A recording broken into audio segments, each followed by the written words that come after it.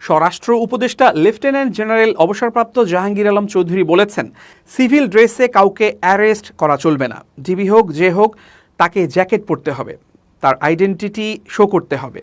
যদি তার ড্রেস না থাকে তাহলে প্রথমে তার পরিচয়পত্র দেখাতে হবে। সোমবার সকালে খুলনার শিল্পকলা একাডেমির মিলনায়তনে জেলার পুলিশ, বিজিবি, ফায়ার সার্ভিস সহ সকল সরকারি কর্মকর্তাদের সঙ্গে মতবিনিময় সভায় এসব কথা বলেন তিনি। আইন শৃঙ্খলা বাহিনীর উদ্দেশ্যে স্বরাষ্ট্র উপদেষ্টা বলেন, কোনো নিরপরাধ ব্যক্তি যাতে শাস্তি না পায় সেদিকে আপনারা খেয়াল রাখবেন। তিনি বলেন, আপনারা আগে দেখেছেন পুলিশ বাদী হয়ে কেস দিত, 10টা হলো নাম, 300-200 হলো বেনামে। এটা পুলিশের থেকে চলে গেছে সিভিলে। এখন আপনারা করছেন 10 নাম আর 200-100 বেনামে। এতে যারা দোষী না তাদের নাম দিয়ে ইনভেস্টিগেশন করতে ডিফিকাল্ট করছেন। স্বরাষ্ট্র উপদেষ্টা জাহাঙ্গীর আলম চৌধুরী বলেন, আইজি মহোদয়কে নির্দেশনা দিয়েছি যারা ভুয়ার মামলা করবে তাদের বিরুদ্ধে অ্যাকশন নেওয়ার জন্য। ভুয়ার মামলাকারীদের কোনো অবস্থাতেই ছাড় দেয়া হবে না। সব ভুয়া মামলাকারীদের আইনের আওতায় আনব।